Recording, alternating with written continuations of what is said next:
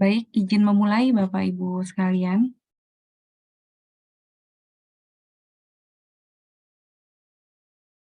Oke. Bismillahirrahmanirrahim. Assalamualaikum warahmatullahi wabarakatuh. Selamat pagi Bapak Ibu sekalian, salam sejahtera untuk kita semua. Terima kasih banyak sudah bergabung bersama Lembaga Demografi dalam seminar pagi hari ini. Saya ucapkan terima kasih dan selamat datang kepada Kak Elda Luciana Pardede selaku narasumber kita pada pagi hari ini. Terima kasih sudah berkenan untuk mengisi dan berbagi ilmu ya Bu Elda kepada kami semua. Juga saya ucapkan selamat pagi dan selamat datang pada Ibu Kartika selaku moderator kita pada seminar hari ini. Dan tidak lupa juga kepada Bapak Paksi CK Walendau selaku Wakil Kepala Lembaga Demografi yang akan membuka seminar ini. Serta Bapak Ibu hadirin sekalian semua, terima kasih banyak sudah bergabung bersama seminar Lembaga Demografi pada pagi hari ini. Semoga acara bisa berjalan dengan lancar dan banyak transfer ilmu pengetahuan yang bisa kita peroleh serta inspirasi-inspirasi kajian mungkin dari apa yang kita akan diskusikan pada pagi hari ini. Tanpa berpanjang lebar, seminar pagi ini akan dibuka oleh Wakil Kepala Lembaga Demografi Bapak Paksi CK Walandau. Kepada Pak Paksi, waktu dan tempat saya persilahkan. Silakan Pak Paksi. Baik, terima kasih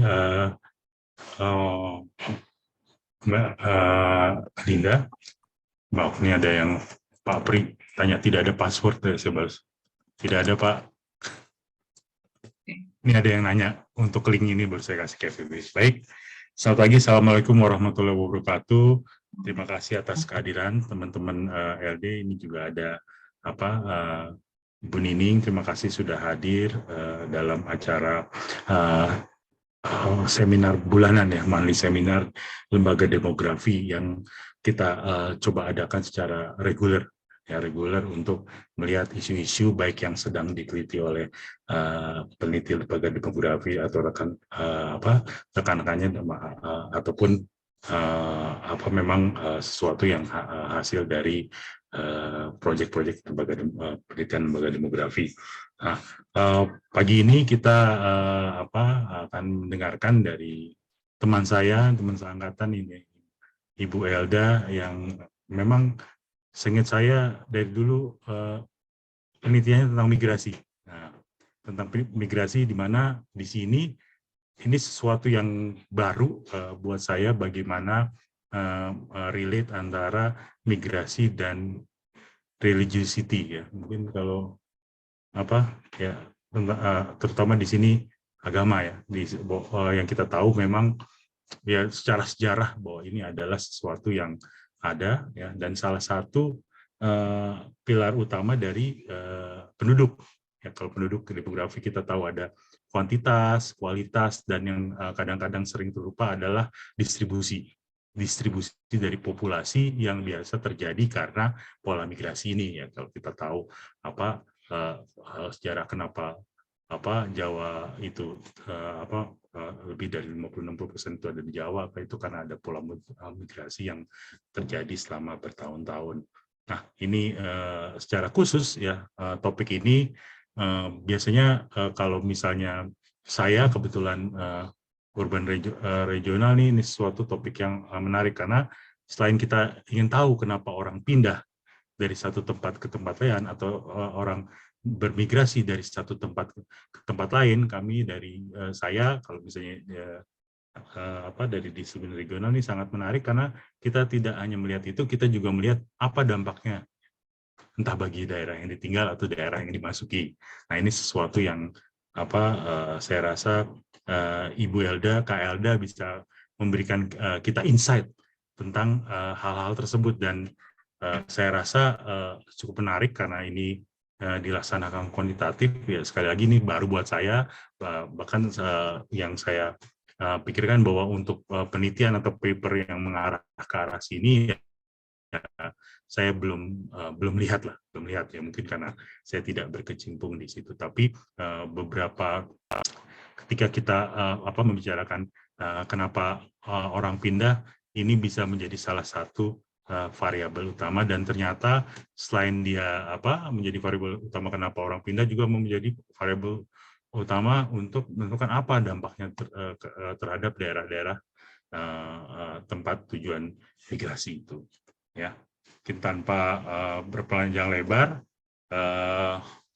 saya langsung serahkan ke moderator atau Mbak Dinda dulu nih. Ke Mbak Dinda dulu ya, ke Mbak Dinda dulu untuk menjelaskan. Semoga nanti kita ada diskusi-diskusi. Sekali lagi, ya lembaga demografi topiknya seperti ini. Saya rasa sangat menarik. Terima kasih Mbak Dinda, terima kasih teman-teman Bapak Ibu yang telah menyempatkan hadir. Baik, terima kasih banyak Pak Paksi untuk sambutannya. Memang isu migrasi sangat menarik dan kemudian direlasikan dengan religiosity mungkin akan jadi satu diskusi yang baru dan berkembang di Indonesia ya, terutama mendekati pemilihan umum mungkin ada pengaruh dari sisi demikian. Nah, selanjutnya saya perkenalkan moderator kita pada pagi hari ini, ada Kartika, beliau adalah peneliti muda di Lembaga Demografi FEB UI. Beliau akan memandu jalannya seminar selama 1,5 jam ke depan, dengan presentasi dari Bu Elda selama 45 menit dan dilanjutkan dengan sesi tanya jawab.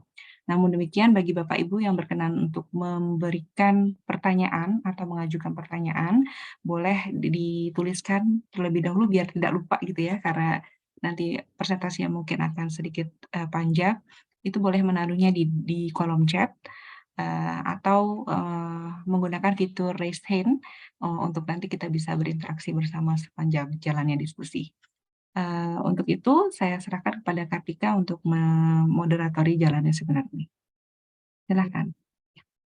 Baik, terima kasih Mbak Dinda. Terima kasih juga Pak Paksi atas sambutannya. Saya sapa kembali Bapak dan Ibu sekalian. Selamat pagi. Terima kasih sebelumnya sudah meluangkan waktu di pagi hari ini untuk sama-sama mendengarkan materi seminar LD dengan tema Moving and Religion, How Migration Affects Religiosity and Religious Tolerance in Indonesia. Untuk susunan acaranya, jadi setelah ini akan ada paparan dari narasumber kita, Ibu Elda Pardede, Ibu Elda Luciana Pardede, lalu akan ada tanya jawab yang akan dipandu oleh saya selaku moderator dan juga diakhiri dengan penutup. Saya juga ingin mengingatkan kepada peserta untuk mengisi link yang sudah saya kirimkan di kolom chat untuk daftar hadir. Izinkan saya untuk memperkenalkan narasumber kita pagi ini, yaitu Ibu Elda Luciana Pardede, SE MSI, yang merupakan peneliti ajang LD FEB UI sekaligus pengajar di MEKK. Nah, Ibu Elda ini merupakan ahli di bidang demografi, migrasi, mobilitas penduduk, gender, dan studi ketenagakerjaan. Beliau juga merupakan kandidat doktor dari Universitas Groningen. Untuk di sesi Q&A nanti, ada mekanismenya adalah nanti para peserta boleh raise hand untuk bertanya maupun juga dengan mengirimkan pertanyaannya melalui kolom chat. Jadi tanpa berlama-lama, untuk Bu Elda kami persilahkan. Baik, sudah terlihat suara saya terdengar? Ya, oke. Oke, terima kasih. Selamat pagi buat semuanya. Terima kasih buat perkenalannya dari Kartika, Dinda, dan Pak Paksi pembukaannya juga. Ya, Pak Paksi teman saya, mesti ditekankan itu seperti. Tidak berlama-lama, saya akan share screen dan akan memulai paparan saya. Dan seperti yang sudah sepakati, nanti pertanyaannya disimpan di belakang saja. Kalau ada yang ingin ditanya apa saja silakan gitu ya, supaya ini menjadi diskusi yang menarik. Sudah kelihatan atau tidak? Sudah. Ya. Oke. Moving and religion. Saya cerita sedikit ya, mengapa saya tertarik untuk meneliti hal ini. Sebenarnya seperti yang dikemukakan oleh Kartika tadi, sebenarnya saya sedang menyelesaikan disertasi S3 dan disertasi saya adalah mengenai determinan migrasi gitu ya. Jadi orang pindah dari mana ke orang pindah gitu ya, tentang mengapa orang pindah sebenarnya. Tapi bersamaan dengan meneliti itu, saya melihat saya mendapatkan satu temuan sebenarnya. Agama seseorang itu berasosiasi dengan pindah gitu. Jadi kalau tadi Pak Pasi nanya itu ada jawabannya di salah satu paper saya gitu. Jadi mereka yang beragama Kristen cenderung untuk memiliki kecenderungan pindah lebih tinggi daripada yang lain. Itu seingat saya ya. Jadi saya harus cek lagi nih temuan yang lama. Nah, itu asal-asalnya. Tapi kemudian saya amati di perkembangan global dan juga mungkin di Indonesia seperti ada tren yang menunjukkan bahwa seperti ada polarisasi pendapat. Ada yang bilang kalau negara itu pembangunannya semakin tinggi, terjadi modernisasi, maka nilai-nilai agama ditinggalkan, gitu ya. Itu satu sisi bilang nggak bisa nih, agama itu tidak kompatibel gitu dengan modernitas atau pembangunan. Di sisi lain ada yang nggak setuju, oh belum tentu gitu, karena penelitian tentang sejarah Eropa Barat misalnya itu menunjukkan aspek agama yang berperan. Misalnya dari etika kerja keras antara protestanisme, bahkan yang katanya men-trigger adanya kapitalisme di Amerika Serikat katanya ya. Saya belum baca soalnya, tapi paling tidak itu adalah hal-hal yang saya amati menjadi diskusi gitu ya. Jadi saya merasa ini anekdotal deh kayaknya gitu ya. Gimana kalau diteliti ya? Bagaimana kalau saya teliti? Karena kebetulan saya memang mengolah data Indonesia Family Life Survey yang longitudinal, panjang ya. Saya pikir menarik nih. Saya mau melihat apakah orang yang pindah itu berubah religiositasnya, ya, berubah sikapnya terhadap agama dan berubah sikapnya terhadap toleransi, gitu ya, toleransi beragama di Indonesia. Kebetulan datanya ada, gitu. Jadi hal inilah yang mendorong saya untuk meneliti topik ini. Tapi ada disclaimer sebelum saya mulai, karena ini baru academic exercise buat saya, karena saya penasaran yang saya bilang tadi, gitu ya. Hasilnya masih very preliminary, jadi masih sangat perlu diasah gitu ya. Dan jika ada yang ingin mengquote hasilnya silakan, tapi mohon saya diberitahu gitu, nggak apa-apa. Karena saya juga senang kalau ada yang bisa menggunakan hasil yang saya teliti. Oke. Mengapa studi migrasi dan agama ya, background-nya? Pertama, kalau kita bicara tentang religiosity ya, atau level keagamaan seseorang, katakanlah terjemahannya seperti itu. Yang menarik adalah saya temukan sebuah paper yang mengatakan ada bukti yang menyatakan bahwa pada level makro, ya, pada level negara secara spesifik, kepercayaan agama itu berkorelasi positif terhadap kesuksesan ekonomi, gitu ya. Menarik nih, gitu ya. Makanya saya bilang tadi, orang ngobrol ya di mana-mana, berdebat di sosial media, apakah evidence-nya menunjukkan seperti itu, gitu ya.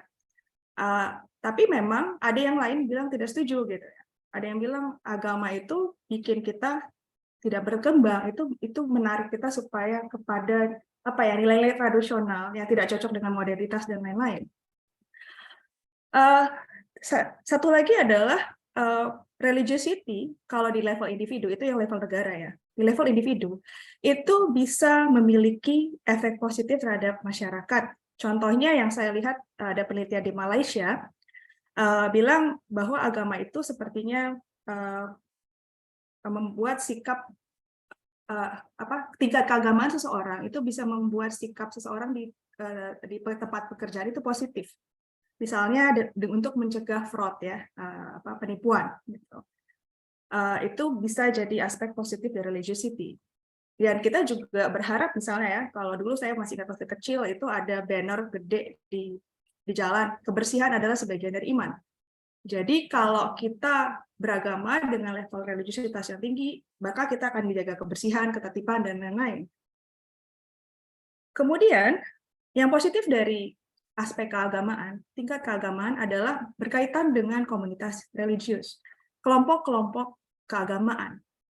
Kelompok-kelompok keagamaan itu bisa berperan dalam meningkatkan dan membangun yang namanya social capital atau modal sosial.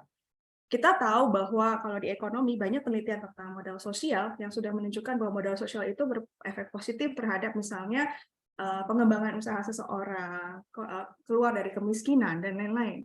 Jadi, komunitas keagamaan itu bisa mempromot social capital. Satu lagi adalah religious communities itu menjadi protective roles, bisa melindungi anggota-anggotanya dari misalnya kalau kita bayangkan orang pergi ya di Eropa Barat misalnya dari satu lokasi ke lokasi lain, lalu religious community ini yang menjaga warganya gitu ya, menjaga umatnya misalnya seperti itu. Mereka yang pindah dijaga. Seperti kalau di Amerika Serikat itu dikenal kalau Mexican migrants, migran dari Meksiko pergi ke Amerika Serikat itu sangat terkait dengan gereja, ya, gereja Katolik.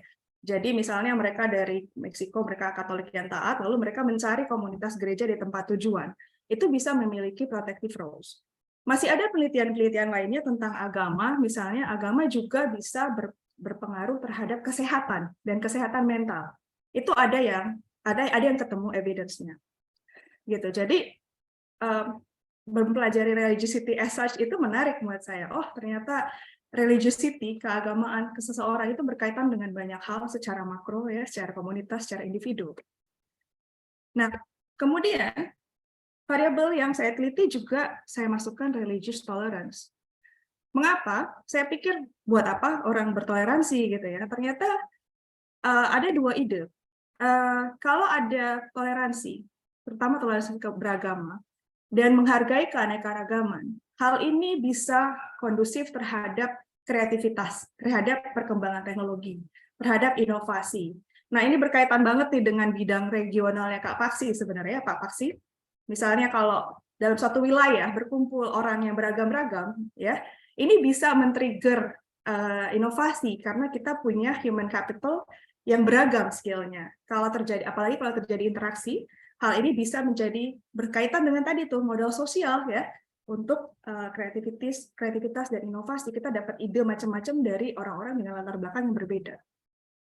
Yang kemudian adalah ada penelitian yang menunjukkan bahwa religious tolerance itu juga berefek positif terhadap human capital.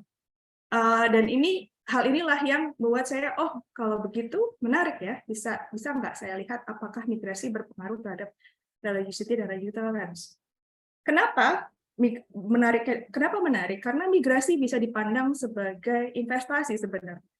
Kalau orang pindah untuk improve ya, untuk meningkatkan human capital, yang migrasi itu bisa dilihat sebagai investasi. Orang pergi supaya return ya, pengembalian dari migrasi itu bertambah dibandingkan dia tinggal. Atau kita juga bisa melihat migrasi seperti mekanisme check and balance. Kalau ada abundant supply of labor ya, tenaga kerja banyak di satu tempat lain kurang lagi, migrasi itu bisa secara teoritis ya membuat lebih balance satu wilayah dengan wilayah lainnya. Dan ini ternyata prosesnya berkaitan dengan religiosity dan religious tolerance. Dan hal itulah yang akan saya bahas selanjutnya. Oke, ada migrasi, ada religiosity. Bagaimana migrasi bisa berpengaruh terhadap tingkat keagamaan? Saya mengambil ide ini dari Stump, ya. Pertama adalah kalau kita migrasi terjadi dislokasi. Kita pergi dari lokasi yang kita familiar. Kita pergi misalnya jauh dari keluarga kita. Kita pergi dari komunitas yang biasa kita hidup. Kita pergi dari komunitas agama kita. Gereja kita yang lama, atau masjid kita yang lama, tempat pengajian kita yang lama, kita pergi. Gitu ya. Jadi, tingkat keagamaan bisa menurun. Karena si migran itu tercabut ya. Migran itu tercabut dari akarnya di lokasi sebelumnya. Apalagi kalau migran itu tinggal di satu tempat dan lama di sana berinteraksi, bisa jadi akarnya di tempat yang lama itu berubah gitu. Jadi migrasi bisa menurunkan, tanda kutip menurunkan tingkat religiusitas karena orang tidak keterikatannya berkurang dengan tempat yang lama. Tapi ada juga proses adaptasi. Jadi tingkat keagamaan orang bisa naik atau bisa turun, gitu ya. Tadi turun bisa terlihat dari misalnya orang pindah ya, lepas dari komunitas yang lama. Tapi bisa meningkat juga. Kenapa? Kalau seseorang pindah ke lokasi di mana lokasi itu memiliki infrastruktur agama ya kita katakan ya. Di sana ada gereja saya, di sana ada apa? Kelompok Islam aliran saya gitu ya. Di sana ada pura saya gitu ya. Pura yang bisa saya datangin itu bisa menjadi meningkatkan malah gitu ya. Kenapa? Seseorang yang pindah itu dia kan tercabut tadi prosesnya. Ketika dia pindah, dia mencari kelompok di mana dia bisa merasa lebih dilindungi, merasa bisa terhubung, merasa lebih mudah untuk adaptasi ke tempat yang baru gitu. Nah, karena dia pergi ke tempat yang baru, bisa jadi religiosity-nya malah naik. Tadinya misalnya di rumah di tempat lamanya dia ogah-ogahan gitu ya.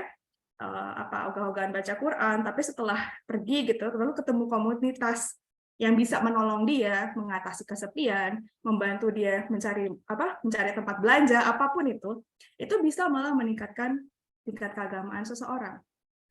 Nah, penelitian mulai ini sebenarnya banyak di luar negeri. Saya sendiri juga heran kenapa di Indonesia kurang ya gitu. Saya coba cari-cari. Misalnya karena isu imigran internasional itu besar di negara-negara barat, di negara Eropa barat terutama Amerika Serikat, Australia gitu ya. Karena kita bisa lihat ya kalau di berita banyak pengungsi misalnya dari Syria ketika terjadi perang ya, atau konflik berdarah, orang pindah dan mereka bisa diterima sebagai pengungsi di tempat yang baru gitu kan.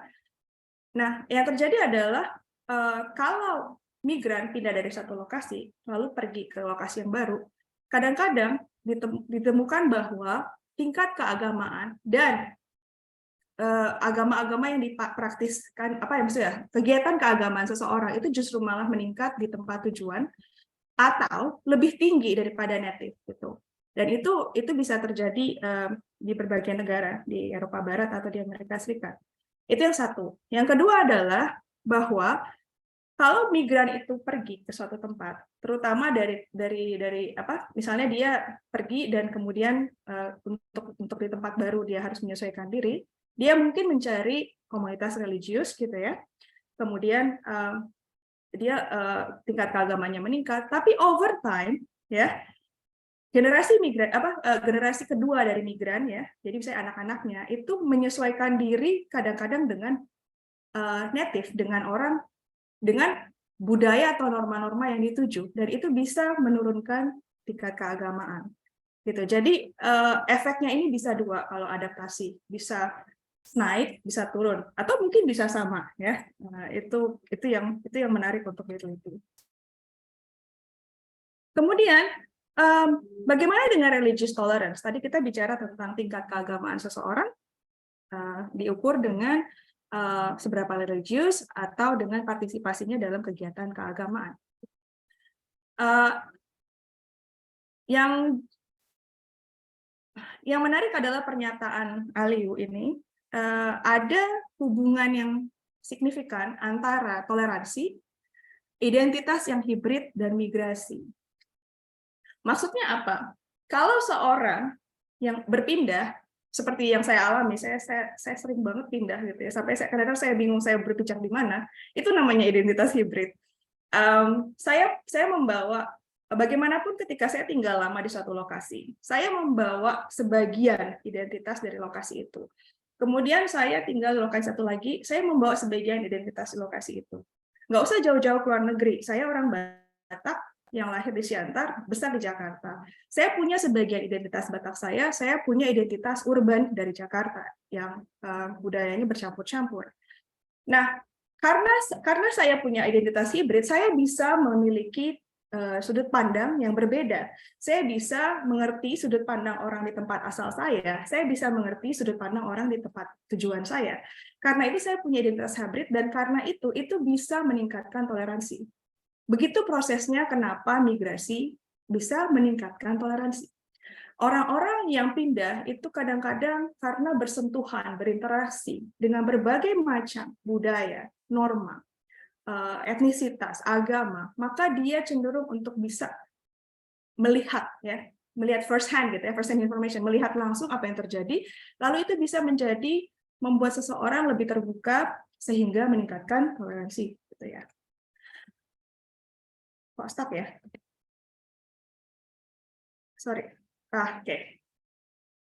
Lalu yang menarik adalah kenapa orang bisa bertoleransi ya? Kenapa toleransi orang bisa naik gitu ya? Kalau dia pindah ke suatu wilayah, ternyata bukan hanya pindahnya saja, tetapi mungkin pindah kemana gitu ya. Wilson mengatakan bahwa pengalaman perkotaan atau terpapar konsentrasi penduduk, ini paksi banget nih regional ya. Besarnya ukuran komunitas. Jadi kalau migran pergi ke tempat yang population size-nya besar, ya, di mana dia terpapar, yang saya bilang tadi, dengan berbagai macam hal, maka itu bisa meningkatkan toleransi. Jadi kalau mau disimpulkan, kalau orang pindah ke urban areas, ke daerah-daerah metropolitan, ke daerah-daerah perkotaan, kemungkinan dia akan memiliki toleransi yang lebih tinggi. Ya, ada hubungannya sama migrasi. Sehingga dia menyatakan ada strong positive effect. Jadi efek positif yang kuat dari migrasi, terutama kalau ke komunitas yang besar terhadap toleransi, gitu ya. Jadi bisa kita bayangkan begitulah efeknya migrasi terhadap toleransi beragama. Oke, karena begitu saya pikir wah menarik nih diteliti ya. Jadi pertanyaan penelitian saya, sejauh mana migrasi berpengaruh terhadap tingkat religiosity ya, tingkat keagamaan seseorang, dan toleransi beragama di Indonesia menggunakan Indonesia Family Life Survey. Novelty-nya apa? Boleh dong ya jualan sedikit, sombong sedikit ya. Kebanyakan studi misalnya di Eropa ya atau di Amerika Serikat itu menggunakan komparasi antara migran dan non-migran gitu ya, migran dengan native. Jadi mereka misalnya melihatnya, oh ya, si migran kelompok ini misalnya dari Meksiko gimana dibandingkan dengan native Amerika Serikat, apalagi yang kulit putih gitu ya. Tapi saya membandingkan personal religiosity. Bagaimana keagamaan seseorang sama level toleransinya itu meningkat, turun, atau sama saja over time. Jadi saya membandingkan seseorang ketika dia bermigrasi atau tidak, gitu ya. Tidak hanya migran atau non-migran, itu novelty yang pertama. Yang kedua, saya menggunakan variabel transisi. Jadi bukan cuma si Anu religiosity-nya lebih tinggi dari satu yang lain, tapi enggak, karena menurut saya akan kelihatan bagaimana mekanismenya migrasi mempengaruhi religiosity dan migrasi mempengaruhi religious tolerance kalau kelihatan perubahannya. Jadi yang saya ukur adalah perubahan level keagamaan, perubahan tingkat toleransi. Jadi perubahannya bukan apakah seseorang tingkat religiosity lebih tinggi daripada yang lain. Karena seseorang bisa aja stay the same gitu, atau dia tadinya rendah menjadi tinggi, ya, tinggi menjadi rendah dan sebaliknya. Ketiga, ngomong dikit lagi, tadi Paksi juga udah bilang, makasih ya Pak Paksi. One of the first for the case of Indonesia, saya pikir ya, salah satu di antara yang few gitu ya, untuk Indonesia. Oke, nah bagaimana menjawab pertanyaan ini? Sejauh mana migrasi berpengaruh terhadap religiosity dan religious tolerance di Indonesia? Saya memakai data favorit saya, mungkin orang udah kenal ya, Elda itu sama dengan IFLS gitu sampai bosan ya. Indonesia Family Life Survey ke 5 wave. Kenapa? Hanya dengan 5 wave itulah saya bisa tahu migrasi over time, migrasi over the period ya, migrasi seseorang untuk jangka panjangnya. Definisi migrasi di IFLS itu sederhana ya. Untuk sejarah migrasi individu itu pindah setidaknya menjemberangi, melewati batas administrasi desa, ya desa administratif ya, dan tinggal di tempat tujuan minimum 6 bulan. Itu yang disebut migrasi di dalam IFLS, Indonesia Family Life Survey. Jadi kalau nanti saya bicara migrasi, migrasinya seperti ini. Mungkin ada yang berpikir nggak spesifik ya dari mana ke mana atau level wilayahnya. Seperti saya bilang, ini masih studi awal saya. Jadi sementara ini saya menyederhanakan masalah, saya samakan saja semua migrasi, terserah mau levelnya kemana, desa-desa, desa apa dari village ke village atau across province atau yang lain terserah. Nah, setelah saya olah datanya, observasi finalnya itu 21.000 responden, ya. Dari 21.000 responden, nah ini nih, karena migrasinya antar desa, tingkat migrasi di FLS selalu lebih tinggi, ya, daripada misalnya kita pakai survei penduduk atas sensus atau sensus penduduk, ya. Jadi 20% dari responden ini bermigrasi antara 2007 sampai 2014. Ini maksudnya di IFLS 2007 sampai 2014 mereka migrasi atau enggak di rentang waktu 7 tahun itu. Sekitar 40% itu migrasi sebelum tahun 2007. Itu yang saya dapat dari data migrasi jangka panjang ini. Nah, sekarang pertanyaannya, gimana dengan religiosity dan religious tolerance? Untuk sementara, karena banyak variabelnya ada 3 gitu ya, saya sebutnya sebagai religion variables aja ya, variabel agama gitu, padahal bukan agama per se ya, tapi agama, religiositas sama religious tolerance. Saya ukur dengan 3 variabel yang memang ada di FLS. Religiosity-nya subjective religiosity. Maksudnya orang ditanya, kamu religius atau tidak?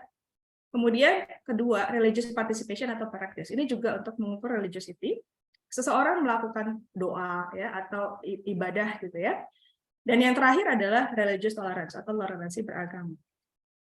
Nanti di slide berikutnya akan saya tunjukkan detail-detailnya supaya, karena saya rasa ini yang menarik ya bagaimana mengukurnya.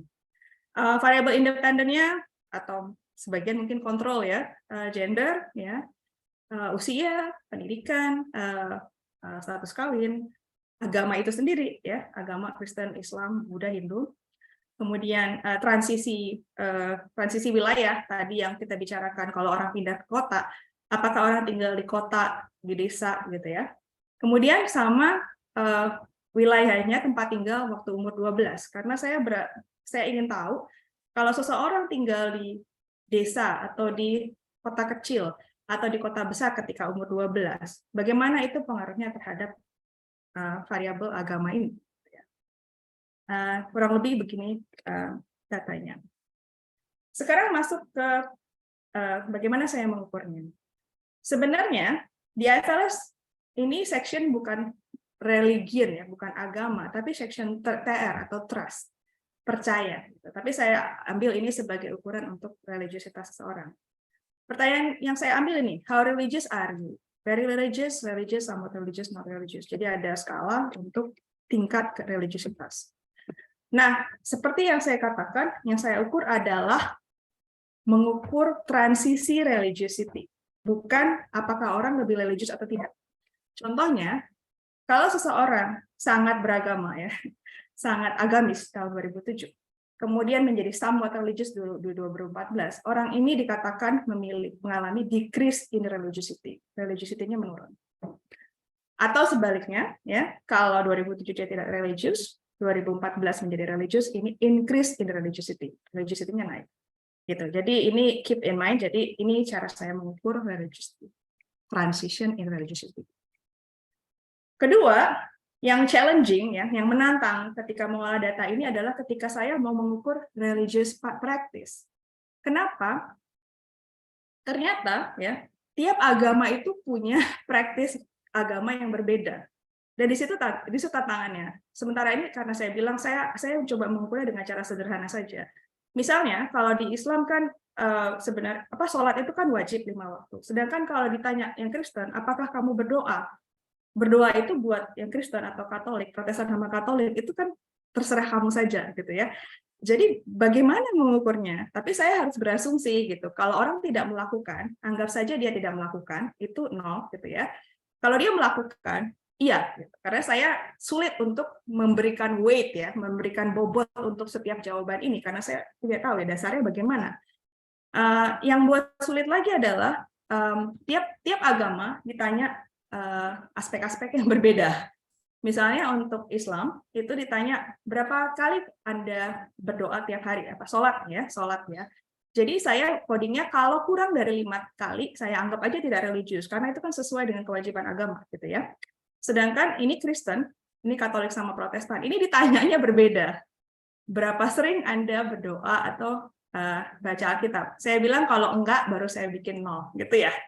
Apakah aktif berpartisipasi di religious activity? Misalnya fellowship, gereja mungkin ya, beribadah sama-sama di setahun ini.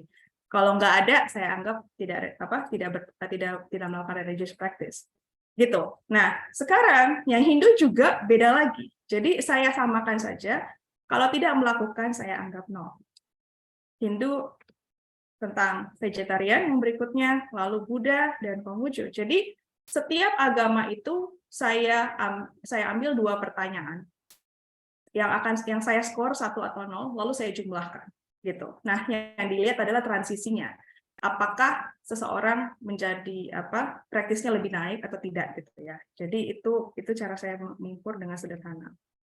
Nah, sedikit informasi yang untuk Islam ini saya rasa masih agak shaky ya, agak sulit untuk dikatakan bagaimana mengukur religious practice untuk Islam karena pertanyaannya berubah. Di tahun 2007 yang ditanya adalah soal makanan halal atau enggak, ya. Iya atau tidak. Tapi di 2014 yang ditanya ikut pengajian taklim atau ceramah enggak gitu. Yang saya tahu kalau di Islam makanan yang halal itu wajib. Sedangkan mengikuti pengajian itu kan seperti dianjurkan kan. Jadi tapi ya mau nggak mau terpaksa saya gunakan variabel ini. Ini buat informasi saja bahwa untuk di Islam ada pertanyaan yang berubah. Gimana dengan religious tolerance? Nah, ini mungkin teman-teman, Bapak Ibu sekalian akan bilang, wah gimana ngukurnya? Saya ambil 1, 2, 3, 4, 5, 6 pertanyaan ini, ya, tentang bagaimana, apakah kamu setuju kalau seseorang yang punya beragama yang berbeda, ya, berbeda kepercayaan, tinggal di desa Anda, ya, jadi tetangga, ngekos di tempat kamu gitu ya. Jadi yang pertama berkaitan dengan 1, 2, 3 ini berkaitan dengan tinggal di mana ya, tinggal boleh setuju nggak orang berbeda agama tinggal di desa ini jadi tetangga di rumah atau tinggal di rumah gitu. Nah, mungkin yang TR26 ini agak sedikit kontroversial ya. Bagaimana pendapat kamu kalau seseorang menikah seseorang dari yang berbeda agama nikah dengan keluarga kamu atau anak-anak kamu gitu kan? Karena ini agak sulit untuk dibilang karena buat sebagian orang loh itu bukan masalah toleransi atau enggak, itu masalah dilarang atau enggak gitu ya. Tapi untuk sekarang saya akan anggap ini sebagai ukuran toleransi ya, boleh setuju atau enggak.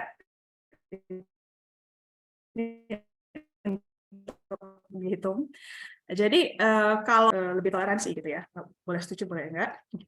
Kemudian TR27 ini yang sering jadi ribut di Indonesia ya. Bagaimana pendapat Anda kalau orang dari yang berbeda agama atau kepercayaan membangun rumah ibadah di komunitas Anda gitu. Kalau ini saya pikir jelas ini ukuran toleransi ya.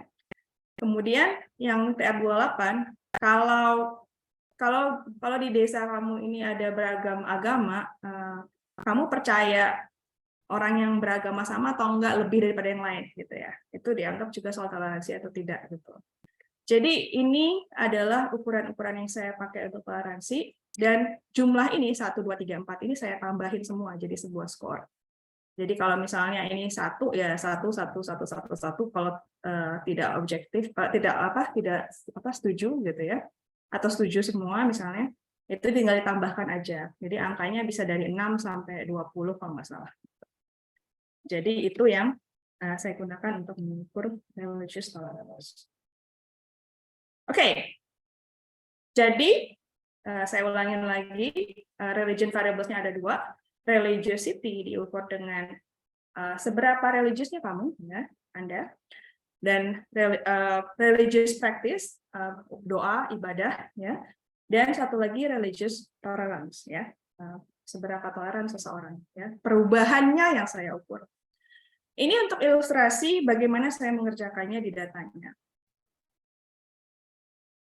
Jadi katakan saya mengambil data religion tadi, ya, religiosity dan lain-lain itu di 2014, jadi IFLS 2007 dan 2014.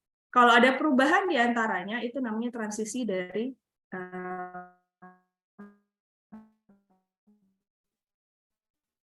religiosity gitu, atau religious tolerance. Dan dependent variables-nya adalah 2014 itu transisi. Nah, untuk migrasi, saya breakdown jadi 2. Seseorang bisa bermigrasi di 2007-2014. Jadi ini semacam immediate effect, ya. Seseorang memang dia pindah saat itu, ya. Dia di 2007 tinggal di mana, lalu dia pindah, kemudian di 2014 tinggal di mana gitu. Itu kan kelihatan immediate effect of migration. Seseorang tuh memang pindah di masa itu. Tapi ada orang-orang yang pindahnya jauh sebelum itu, gitu ya, sebelum 2007. Jadi saya membagi migran itu di dua jenis migrasi. Ada yang migrasi sebelumnya, sebelum transisi ini terjadi, ada yang migrasi persis bersamaan dengan transisi itu terjadi. Gitu. Saya ingin tahu efeknya itu kelihatan nggak berbeda. Dan yang ini di-compare dengan non-migrants, orang-orang yang nggak pernah pindah. Jadi seperti ini cara saya mengolah datanya. Oke, sekarang kita masuk ke analisis deskriptif. Saya nggak akan masuk ke detail-detail variabel yang lain, cuman variabel yang inter saja.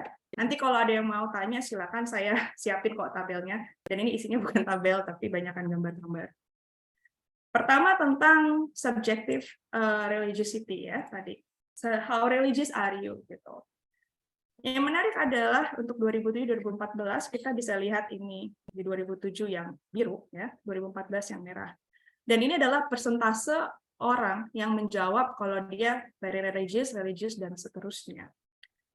Yang menarik adalah bahwa kebanyakan orang Indonesia itu mengconsider, ya, untuk IFLS itu menganggap diri mereka itu religious, gitu ya, itu persentasenya besar, ya. Tapi terjadi penurunan mereka yang religious, tapi yang naik adalah yang very religious, gitu ya. Jadi kemungkinan ini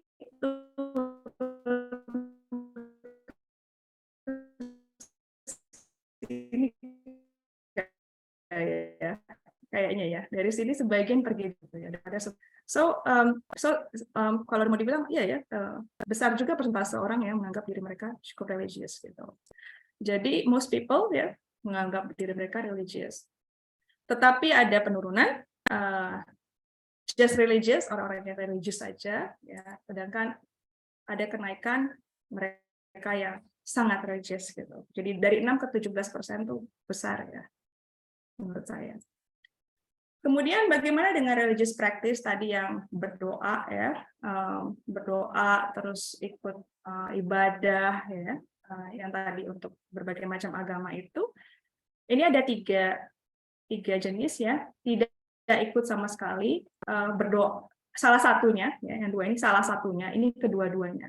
Lagi-lagi kalau dari data ini, ya, orang Indonesia lebih banyak yang religius, kan, di atas 50% nih yang melakukan kedua-duanya, gitu ya, religious practice-nya. Tapi ada peningkatan mereka yang tidak melakukan sama sekali dari 2,7 ke 11%, gitu ya, yang tidak berdoa, yang tidak beribadah. Jadi lebih dari setengah, ya, ada kenaikan people dengan tidak ada partisipasi agama. Bagaimana dengan toleransi beragama? Ternyata majority kita 80% itu skornya di tengah, ya. Ini kan saya bilang tadi, skornya saya jumlahin semua. Makin tinggi angkanya, jadi 20 itu yang paling toleransi, ya. Toleransinya paling tinggi, gitu. Kebanyakan di tengah, ternyata sekitar 80%. Walaupun ini kita boleh diskusikan, ya. Ini kan saya cuma mengelompokkan jadi 3. Karena ini angka yang dikonversi ke skor, kita nggak tahu, ya. Setinggi apa sih religiosity-nya, gitu ya. Itu kan cuma dari skala yang kita nggak tahu levelnya, gitu. Sebenarnya tindakan seperti apa sehari-harinya agak sulit mengukurnya.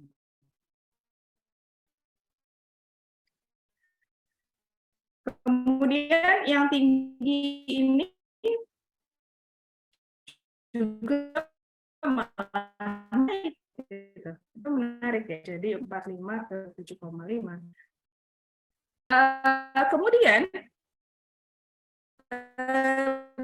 bagaimana dengan studi utamanya?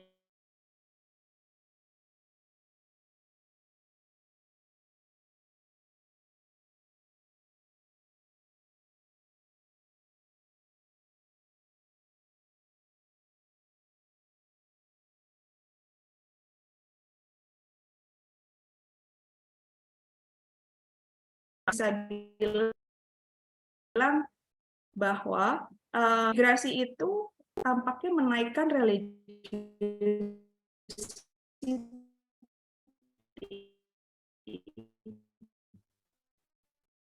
karena persentase langsung migrasi dibandingkan dengan yang tidak pernah bermigrasi gitu. Kesan awalnya seperti itu ya.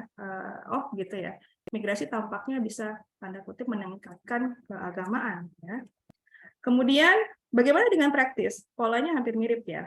Migrasi yang immediate itu menaikkan tingkat religiositas dan diukur dengan religious practice dan itu lebih tinggi daripada mereka yang tidak pernah pindah. Menarik ya. Jadi ada semacam ini apa nih, adaptasi atau apa gitu ya.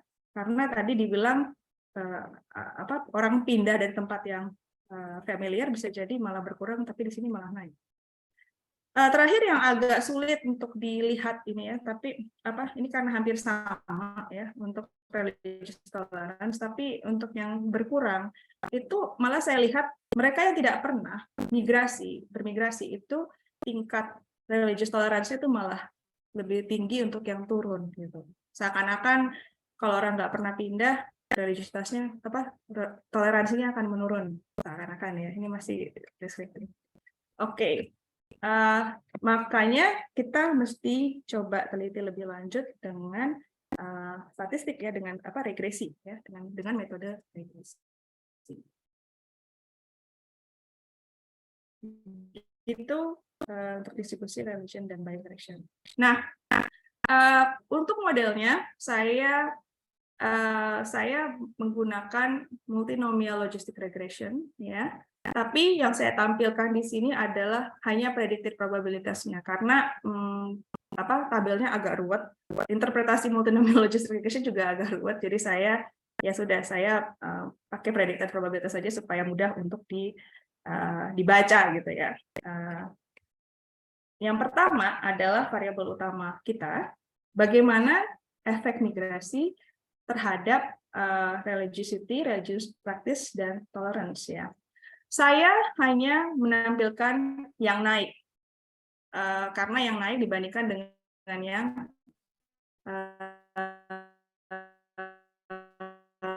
turun ya, dan juga ada boxnya gitu biar nggak terlalu banyak data. Oke, ada 3 ukuran religion tadi yang saya bilang religiosity kan, bahwa migrasi sebelum 2007 itu menaikkan probabilitas naiknya tingkat keagamaan gitu. Jadi bukan yang langsung tapi yang sebelumnya. Oke. Kalau mau ditanya apakah mungkin itu seperti ada efek jangka panjang dari migrasi gitu terhadap religiositas seseorang. Yang menarik ini juga konsisten untuk religious practice, bahwa seseorang yang pindah sebelum 2000 lebih tinggi untuk meningkatkan religious practice gitu. Jadi signifikan bedanya. Terus kemudian tadi kita ingat bahwa orang bermigrasi mereka punya identitas yang hybrid dan itu bisa berpengaruh positif terhadap toleransi. Dan itu ternyata terbukti untuk hasil model yang ketiga tentang toleransi. Jadi migrasi yang mana saja antara 2007 dan 2004 memiliki probabilitas yang lebih tinggi untuk meningkatkan toleransi beragama. Jadi kalau mau dibilang, oh efek migrasi ada ya, tapi yang konsisten menaikkan toleransi adalah kedua semua migrasinya gitu ya. Yang lainnya itu migrasi sebelumnya, bukan migrasi langsungnya, gitu. Bukan migrasi jangka pendeknya, tapi yang jangka panjangnya untuk practice sama religiosity.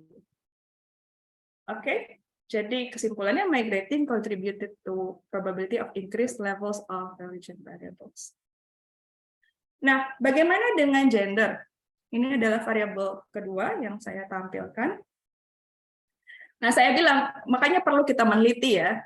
Orang selalu bilang, perempuan itu lebih religius gitu ya. Tapi secara subjektif ketika ditanya, ternyata lebih tinggi laki-laki loh. Jadi laki-laki memiliki probabilitas lebih tinggi untuk mengalami kenaikan tingkat religiositas, kenaikan religious practice, dan kenaikan religious tolerance ya.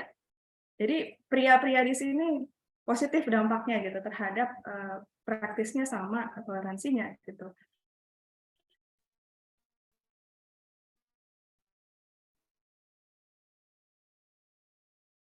Itu menarik menurut saya karena saya sendiri sebelum tahu data ini pikiran saya iya ya kayak di grade jadi ada higher probabilities for males on increased level of all religion variables gitu. Nah, tapi karena seperti itu saya bertanya-tanya apakah itu karena perempuan sudah lebih religius dibandingkan laki-laki di 2007 makanya terjadi demikian. Saya cek tuh datanya, nggak juga gitu. Nggak juga karena perempuan itu memang somewhat religious, tapi yang sangat religiusnya itu lebih banyak laki-laki tetap gitu ya. Yang somewhat religiousnya tinggi, tapi yang religiousnya perempuannya yang di bawah yang laki-laki gitu. Jadi, oh saya sendiri bertanya-tanya fenomena ini kenapa gitu, walaupun di datanya nggak ada, dan ini mungkin menarik untuk didiskusikan. Oke, kemudian bagaimana hubungan umur dengan increase religiosity, practice, dan tolerance gitu. Umumnya decline by umur gitu ya. Ya bisa dibayangkan sih kalau orang lebih muda itu kan lebih ada perubahannya ya. Jadi bukan berarti artinya orang makin tua makin tidak toleran, tidak. Artinya adalah semakin tua umur seseorang, kenaikannya itu perubahan seseorang itu kan juga semakin rendah probability-nya gitu. Jadi ini lebih menunjukkan hal itu ya menurut saya. Karena ini increase religiosity, bukan maksudnya religiosity mereka lebih rendah, nggak gitu ya. Nah, ada titik belok sedikit, walaupun saya bertanya-tanya apakah orang-orang yang umurnya tua itu mestinya dikeluarkan gitu ya, supaya hasilnya lebih make sense gitu. Ada datanya menunjukkan bahwa di umur 85 ada titik belok.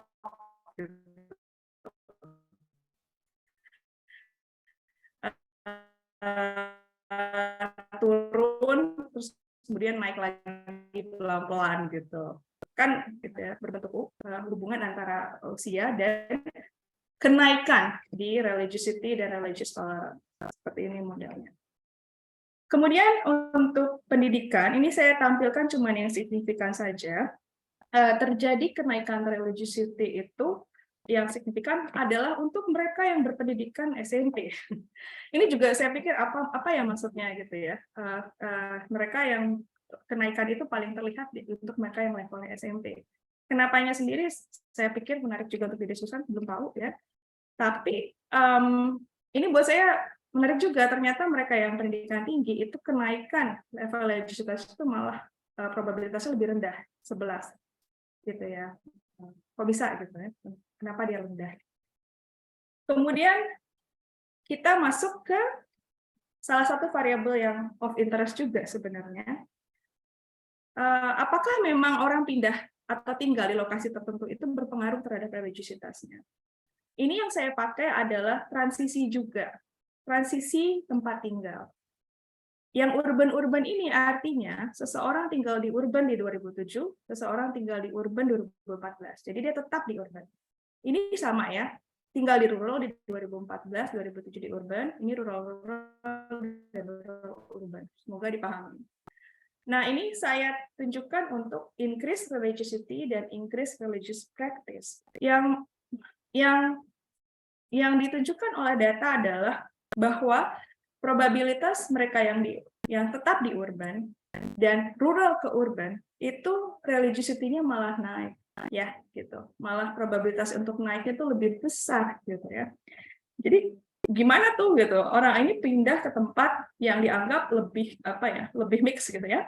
Apakah ini sama dengan kejadian misalnya di apa ya, di negara-negara maju kalau ngomong soal migrasi internasional, orang pindah ke kota karena mereka butuh pegangan gitu, malah mereka religiositasnya naik.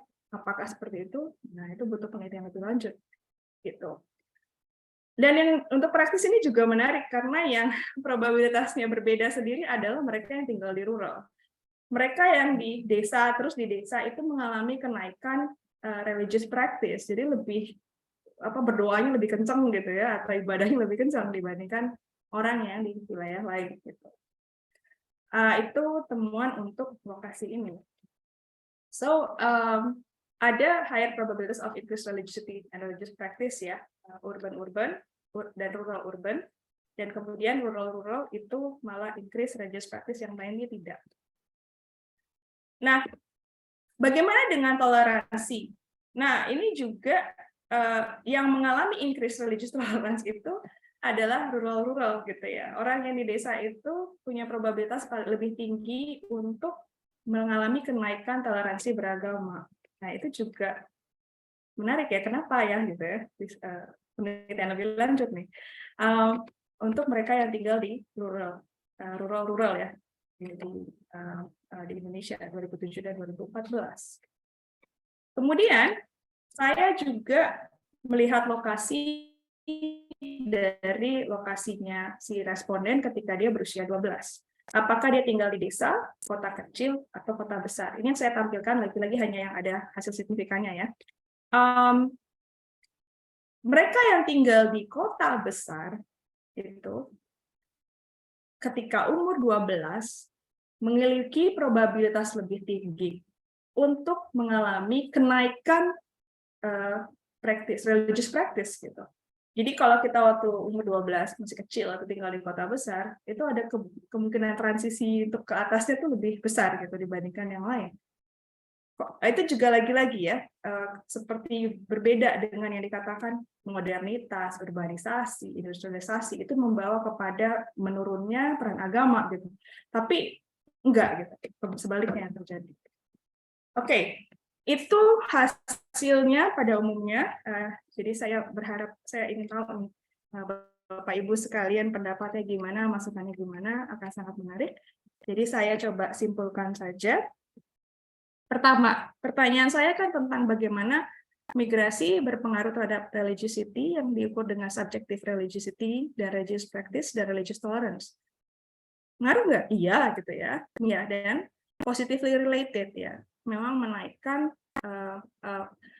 positif terhadap probabilitas menaikkan ya, kenaikan dari religiositas, kenaikan dari religious tolerance ya, positif efeknya. Nah, bagaimana dengan temuan yang menarik tadi, kok kayak counterintuitif? Orang yang tinggal di urban-urban, rural-urban, atau orang yang tinggal di big city gitu ya, religiosity-nya itu malah terjadi peningkatan gitu ya, probabilitasnya itu lebih tinggi untuk terjadi peningkatan gitu. Yang waktu itu saya dengar, saya lupa ya kalau nggak salah, Ariana Utama cerita increase religiosity itu seakan-akan itu seperti urban phenomenon gitu ya, fenomena urban di Indonesia. Jadi peningkatan religiositas masyarakat itu malah lebih banyak terjadi di daerah perkotaan, walaupun saya masih harus mencari literatur untuk ini ya. Itu yang diamati dan saya pernah dengar gitu. Tetapi yang sebaliknya terjadi, consistently staying in rural areas ya, tetap di rural itu menaikkan religious practice. Gitu. Ya, ini juga kenapanya masih ada tanda tanya besar. Oke, itu temuan utamanya tentang migrasi, simpulannya. Nah, diskusi, ini hal-hal yang bisa kita diskusikan. Yang saya temukan di sini dan menurut saya juga menarik, ada perbedaan efek antara migrasi di masa lalu sama yang langsung, gitu ya. Karena yang langsung itu berpengaruh terhadap subjective religiosity dan religious practice yang 2007-2014. Tapi yang masa lalu itu berpengaruh terhadap semuanya, gitu ya. Ya, jadi itu berbeda berarti kan. Makanya bisa jadi memang nilai, katakan seorang berpindah, lalu dia berpindah ke lokasi baru, terjadi penyesuaian, terjadi adopsi dari nilai-nilai atau norma yang baru, itu mungkin terjadinya jauh lebih panjang dibandingkan yang sekarang, gitu, kalau bicara tentang religiosity dan religious practice. Tapi untuk toleransi beragama, keduanya positif. Jadi mau jangka pendek atau jangka panjang, toleransi beragamanya meningkat. Gitu. Jadi migrasi ada efek jangka yang migrasi yang langsung sama migrasi yang lalu. Nah, hal ini cocok sepertinya ya kalau mau dikatakan dengan temuan di negara-negara barat juga, karena orang yang baru pindah itu ada kayak semacam spike gitu ya, religiositasnya naik, kemudian lama-lama turun. Ada beberapa temuan yang menemukan kayak gitu ya. Apalagi di negara-negara barat second generation, jadi migran migran generasi kedua, anak-anaknya migran gitu ya, itu bisa malah menyesuaikan atau beradaptasi dengan lingkungannya sehingga bisa menurunkan religiositasnya karena berada di lingkungan yang berbeda gitu. Jadi ada efek dari lingkungan yang dituju tampaknya ya. Kemudian kalau migrasi itu menaikkan religiosity, debatnya nggak selesai. Itu bagus atau enggak ya? Kalau nilai religiositas itu memang berhubungan dengan work ethic ya, kebersihan, menjaga keamanan orang lain, kerja keras, menjaga integritas, tidak korupsi, berbuat baik pada orang lain, menurut saya sih baik-baik saja gitu ya. Tapi orang bilang religiosity itu kan tidak bertentangan gitu dengan bertentangan. Ada yang bilang bertentangan dengan modernitas gitu. Ya, hal ini harus diteliti lagi gitu. Barangkali pertanyaannya adalah religiosity macam apa gitu ya. Orang bilang dirinya apa? Apakah religiosity yang bertransformasi menjadi sikap yang lebih baik, etika yang lebih baik dan lain-lain atau tidak gitu. Kemudian yang menarik karena konsisten, menurut saya ya, kesimpulan dari saya adalah migration can serve as a tool for increasing religious tolerance. Migrasi itu bisa sebagai alat untuk meningkatkan religious tolerance. Jadi bukan hanya migrasi untuk menyamakan level labor supply dari satu tempat ke tempat lain, tapi juga bisa mengembangkan toleransi beragama gitu. Kenapa toleransi itu penting? Itu penting buat social cohesion ya. Jadi orang yang bisa beragam, bisa saling menghargai, saling menghormati. Dan yang menarik, dan ini ada penelitiannya, bisa menjadi engine of innovation. Kalau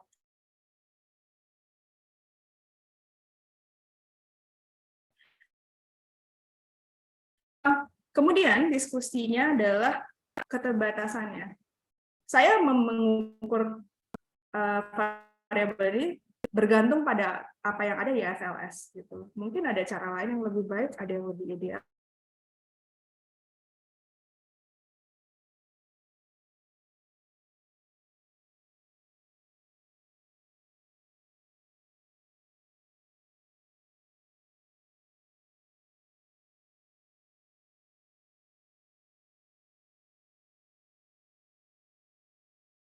Baik, sebentar mungkin Bu Elda sedikit terputus. Mohon menunggu untuk para peserta.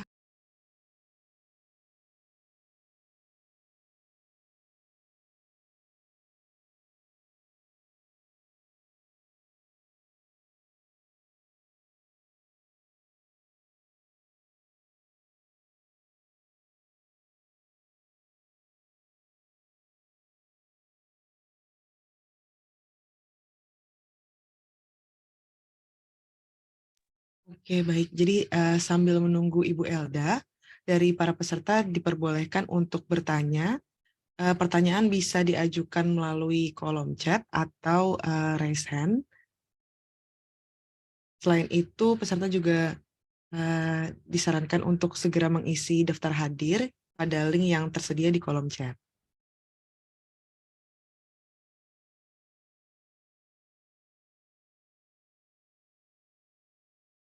Mungkin jika ada yang ingin bertanya secara langsung juga bisa langsung di unmute mic-nya.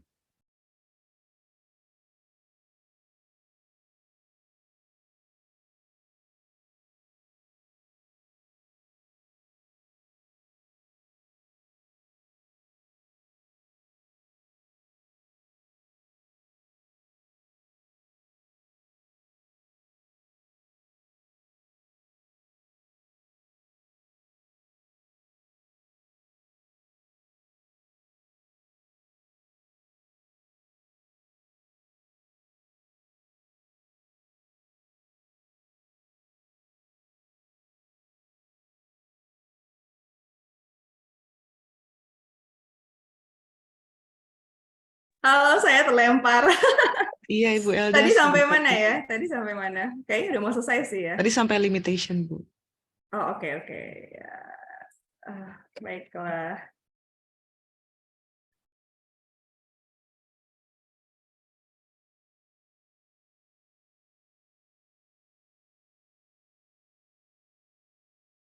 Oke, limitation. Yang bisa kita diskusikan adalah bagaimana mengukur variabel tadi ya, religiosity, religious tolerance, dan masih banyak variabel lain yang bisa dimasukkan dari AFLS. Karena seperti saya bilang ini preliminary study, jadi results gitu ya. Jadi masih ada yang saya pikirkan mungkin seperti misalnya kapan seseorang itu pindah. Oke, ada yang 2007 sampai 2014. Kalau seseorang pindah ketika umurnya muda, mungkin beda kalau dia sama umurnya tua gitu. Jadi hal-hal seperti itu masih bisa dimasukkan. Lalu alasan berpindahnya untuk apa? Barangkali orang berpindah untuk pendidikan atau pekerjaan itu lebih bisa berinteraksi dengan lingkungannya gitu dibandingkan misalnya dia pindah karena alasan keluarga, karena biasanya masih dalam komunitas yang sama gitu. Itu contoh-contoh yang bisa ditambahkan di variabelnya. Sekali lagi disclaimer ya. Hasil yang sangat preliminary ya. Kalau mau di quote boleh, tapi kalau boleh kasih tahu saya kenapa, karena itu tujuannya begini. Kalau misalnya saya punya updated version, saya bisa kasih tahu gitu kan. Ini udah diupdate loh atau hasilnya tidak sesuai gitu kan. Sayangnya kalau nggak dikasih tahu ya saya nggak tahu ya. Udah di quote kemana-mana gitu. Oke, itu saja dari saya. Terima kasih, thank you.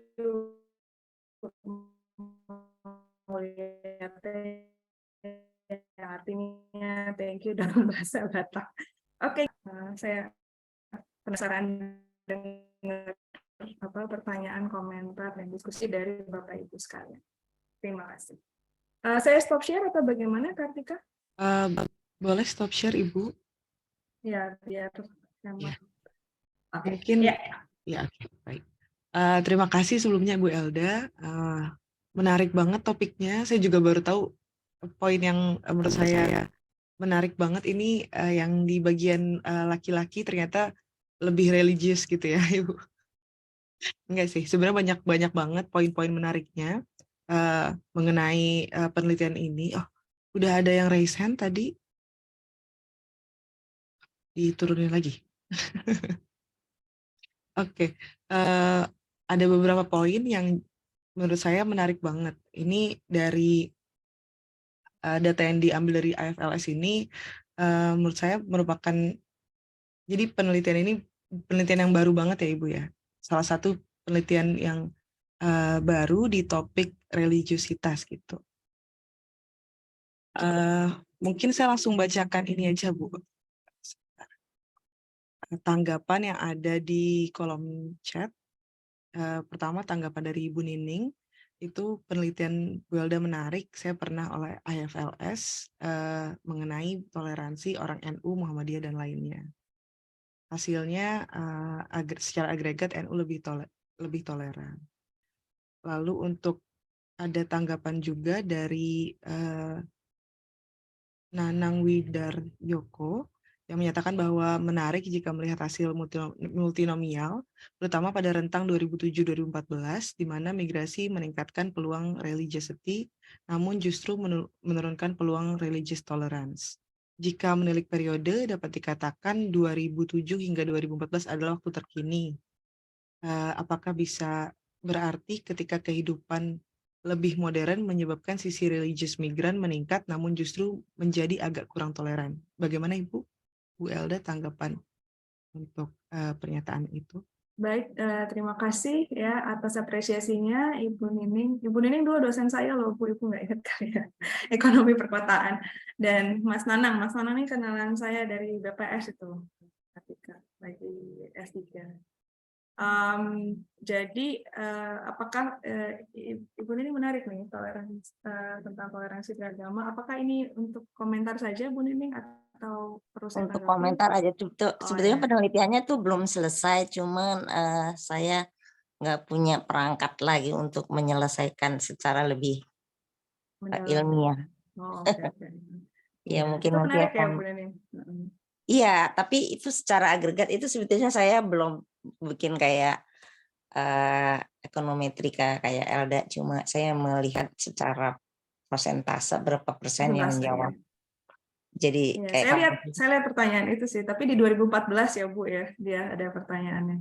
Nah, apa di sebelum-sebelumnya kan nggak ada ya, cuma di 2014. Jadi, tapi memang saya belum balik pada itu. Makasih Ibu, tanggapannya ini juga menarik buat teman-teman supaya Bapak Ibu supaya tahu itu juga kali gitu ya. ya. Mungkin bisa dilihat ke situ juga kali ya. Karena waktu itu kan saya meneliti tentang kewirausahaan sebetulnya tadinya. Untuk melihat lebih kemana, yang mana agama. Tadi saya, oh ya, saya ada komentar tuh. Komentar Silakan. tentang agama mana yang paling pro kepada modernitas dan mungkin kepada kewirausahaan tuh ada penelitiannya Zingale. Tadi saya nggak lihat kok nggak di.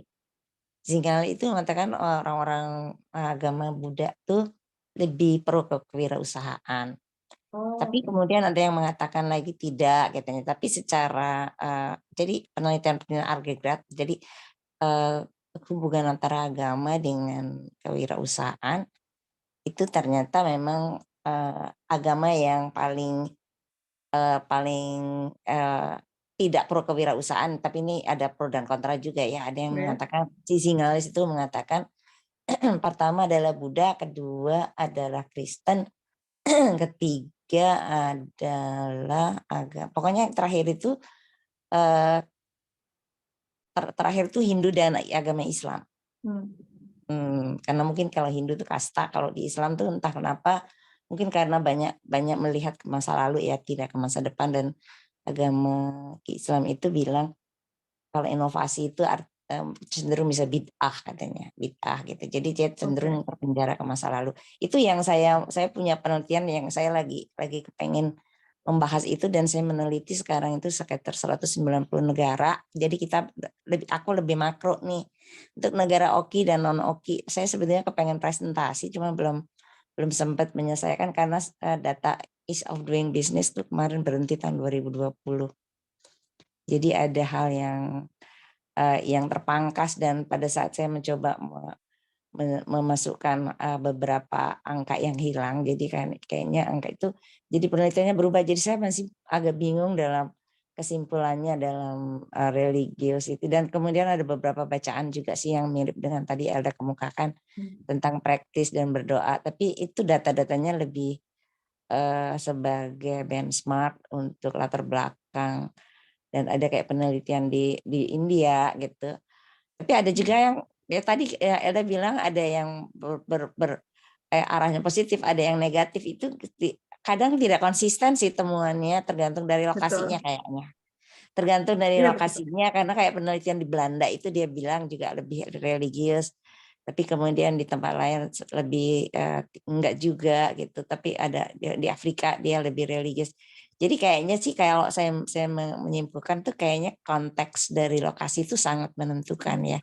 Dan komposisi dari jumlah orang-orang yang mix gitu kayaknya lebih menentukan juga gitu. Jadi kayaknya mungkin kalau dibikin sebuah kesimpulan secara universal tuh kayaknya mungkin agak membahayakan gitu kayaknya. Kayak mungkin kalau di Indonesia daerah spesial kan kalau di Indonesia mungkin jika ada hasilnya yang mungkin akan berbeda.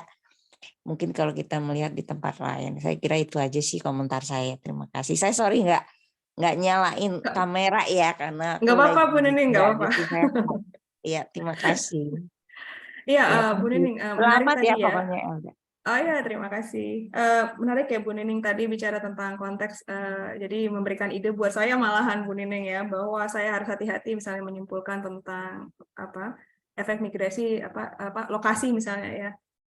Tergantung mungkin tinggal di mana, pergi kemana gitu ya. Dan itu mungkin lebih perlu di-highlight karena tidak semuanya naik atau turun gitu. Jadi terima kasih ya Bu Nining. Ini kesimpulan saya nih. Nggak apa-apa.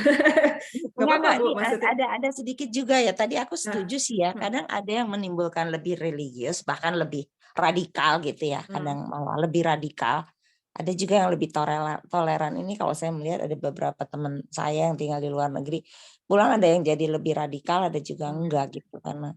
Itu kaitannya dengan tadi Bu yang dibilang karena mereka perlu menghadapi lingkungan yang mungkin dianggap lebih menantang gitu. Jadi Iya, mereka betul. pegang dulu gitu. Makanya di awal itu Betul. ada kayak spike gitu, ada increase of religiosity. Soal bertahannya itu kan lihat antar waktu apakah itu tetap atau akan menurun gitu. Nah, Iya. itu yang menarik sih prosesnya. Oke, makasih ya Bu komentarnya. Sama. Dan mungkin Ya. ya kalau Ibu ada itu papernya boleh juga tuh Bu. Belum ya? Belum, Ya belum, sudah. belum satu lagi. Nah, nanti mungkin ada waktu ngobrol lebih santai tentang ini ya, karena waktu itu saya cuma dibantu satu orang dan saya itu sebenarnya lebih tertarik ke kewirausahaan sih sebetulnya, karena saya melihat kayak ada beberapa upaya. Kalau secara umum, kalau dari 190 negara tuh 54 negara OKI itu tidak ada yang masuk 10 besar dalam kemudahan berbisnis. Jadi itu karena saya curious lihat di binaan saya di UKM Center tuh dulu banyak yang juga kok kecil-kecil ya, kalau yang agamanya Islam tuh kok kecil-kecil ya, kok nggak ada yang gede gitu. Terus saya bawa ke makro, saya lihat di OKI negara-negara Islam yang tergabung di OKI itu juga ternyata nggak maju gitu, banyak yang nggak maju. Jadi saya mikir ada yang salah nih kali ya gitu, ada yang salah dalam pendidikan maksud saya, edukasinya gitu, dalam menganggap inovasi itu bukan bagian yang bisa berjalan beriring dengan agama, barangkali itu ya, itu aja. Tapi saya kayaknya butuh penajaman kalau untuk itu. Sama-sama Bu, sama-sama juga butuh Iya. penajaman. Oke, terima kasih Bu. Oke. Itu Kartika kayaknya Pak Paksi raise hand. Iya, untuk Pak Paksi mungkin dari Pak Paksi dulu atau Pak Nanang dulu ya? Mas Nanang dulu Kak. Pak Nanang duluan. Gini, buat Mas Nanang, jawaban saya singkat saja. Tadi yang saya tampilkan itu kan dia menaikkan probabilitas, bukan berarti migrasi yang sekarang itu menurunkan religiosity, bukan itu maksudnya, tapi mereka yang bermigrasi di antara 2007-2014 dengan yang non migran tidak signifikan bedanya dalam kenaikan tingkat religiositas gitu, Mas Nanang. Jadi mungkin itu yang perlu dijelaskan, karena saya tadi fokusnya hanya menjelaskan yang naik saja kan, yang naik saja, bukan berarti dia menurunkan, tapi karena tidak beda dengan yang non migran gitu. Itu maksudnya Mas Nanang. Semoga jelas ya. Nanti bisa diskusi lagi kok. Sekarang Pak Paksi kali ya? Iya, untuk Pak Paksi silahkan Pak. Pak Paksinya kemana tuh? Sorry, nggak ketemu tombolnya. Dari tempat lain. Oke. Itu ya tadi yang kalau dari saya di urban sama regional kan kita lihat efeknya, dan saya rasa tadi beberapa itu udah lihat tuh menarik juga kalau misalnya ternyata di kemungkinannya di desa religious tolerance, saya langsung lihat tolerance ya, karena tolerance kan yang biasanya menjadi isu-isu saat ini baik untuk urban sama regional, dimana kalau pindahnya ke daerah rural religious tolerance-nya ternyata meningkat lebih tinggi daripada kalau pindah ke daerah urban ya. Kayak Elda ya. Mereka yang di rural probabilitas untuk kenaikan religious tolerance, nah itu emang agak susah sih variabelnya, itu lebih tinggi daripada yang lain. Gitu. Tetap di desa, tetap di desa-desa. Kan urban sama rural kan? Yang jadi rural orang yang tinggal di desa dan tetap tinggal di desa memiliki probabilitas paling tinggi untuk kenaikan tingkat toleransi. Bukan berarti toleransinya rendah. Memang agak ribet sih Pak Paksi ini ya, variabelnya karena transisi kan.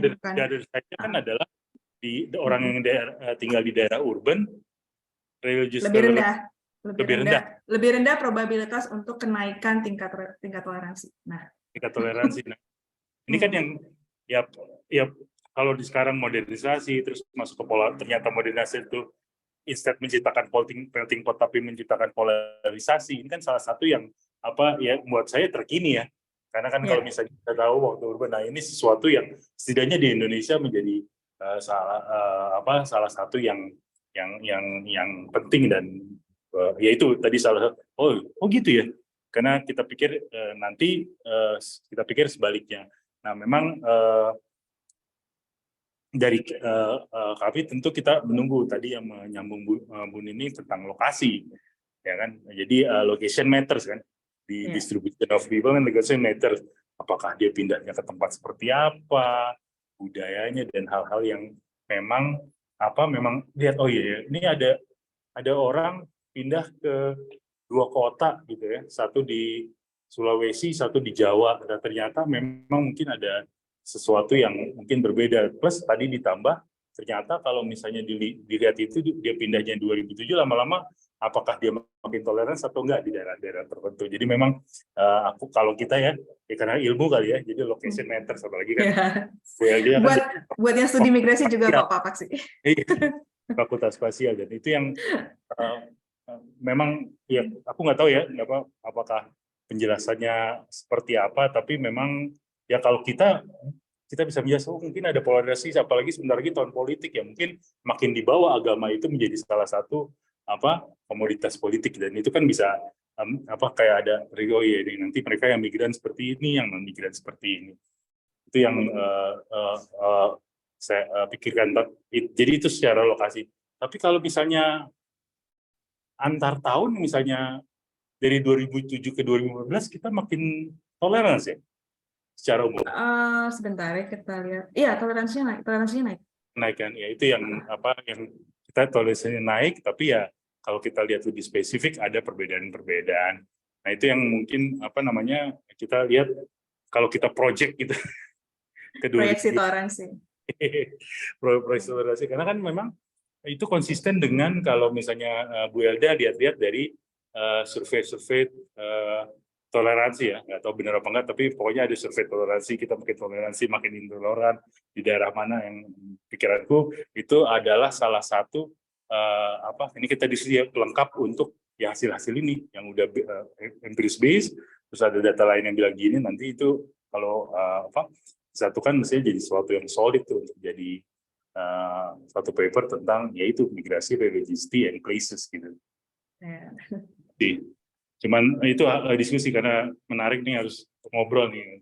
Makanya saya bilang dari awal baru pertama kali nih aku kalau misalnya karena kan seringnya kalau kita ini kan penelitiannya ekonomi, tapi kan seringnya kita kan kalau misalnya ke sosiologi, ke antropologi ya kita multidisiplin. Nah kita baru lebih itu. Nah itu yang kita bahas bahwa salah satu yang bisa dimasuki sini adalah isu-isu.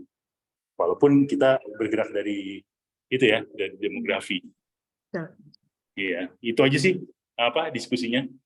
Thank you. Terima kasih Pak Paksi. Ya.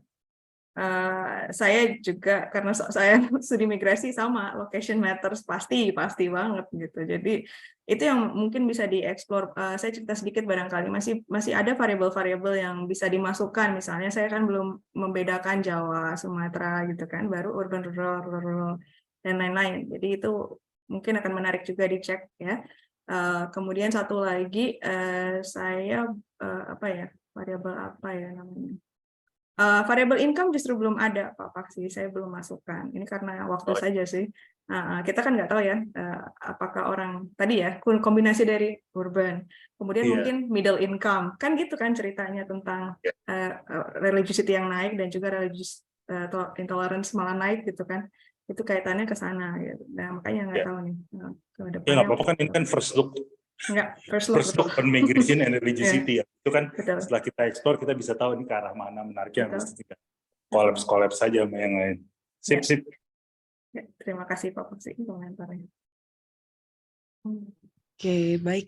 Terima kasih tanggapannya dan juga pertanyaannya, Bapak dan Ibu. Mungkin mungkin 1 atau 2 pertanyaan lagi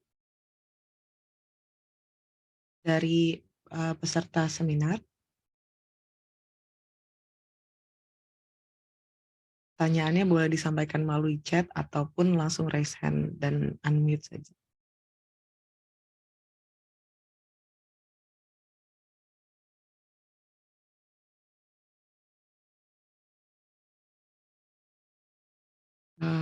Apakah mungkin kalau tidak ada dari Bu Elda, apakah ada yang ingin disampaikan lagi, Bu? Oke, terima kasih Kartika. Yang yang ingin saya sampaikan key message-nya sudah sih tadi. Saya tuh entah kenapa happy gitu. Happy kalau ngelihat apa yang saya teliti itu ada hasilnya gitu ya, kebayang ya. Ternyata memang di Indonesia berlaku juga gitu ya, bahwa migrasi itu berpengaruh terhadap religiosity dan terhadap religious tolerance gitu. Tetap pertanyaannya adalah karena ditanya seberapa religius Anda gitu kan. Tapi kan apa yang membentuk religiosity ini kan itu ada di pikiran masing-masing gitu ya.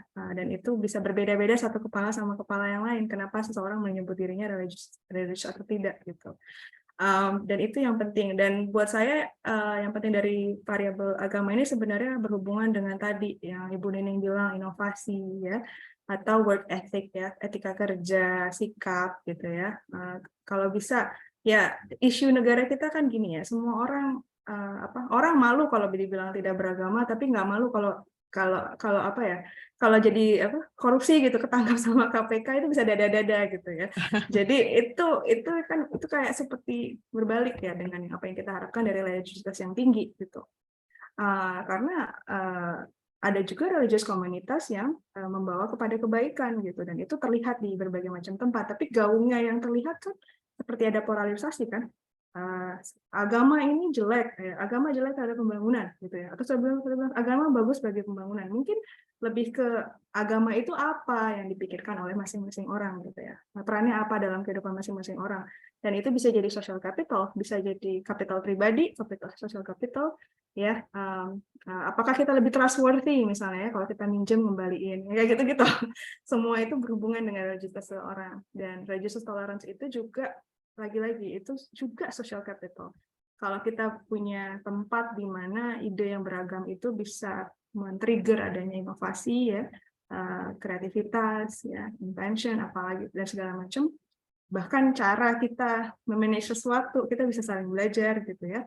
Dan itu bisa membawa kepada social cohesion dan kebaikan. Dan kalau untuk ekonomi lagi-lagi ujungnya economic development kan. Ujungnya pembangunan ekonomi gitu dan kesejahteraan masyarakat pada keseluruhannya gitu kalau dari saya. Itu aja Ibu Kartika. Terima kasih. Oke. Baik Ibu Elda, terima kasih. Terima kasih juga kepada para peserta atas partisipasi dan antusiasmenya. Untuk mungkin hari ini diskusinya diselesaikan gitu ya Bu. Untuk materi paparan hari ini akan diupload di link yang saya kirimkan di chat. Terima kasih juga kepada Bu Elda yang sudah berkenan sharing mengenai penelitiannya di hari ini. Oke, kata Mbak Dinda ditutup aja. Berarti dengan ini saya tutup acara pada pagi hari ini. Sekali lagi kami mengucapkan terima kasih. Wassalamualaikum warahmatullahi wabarakatuh.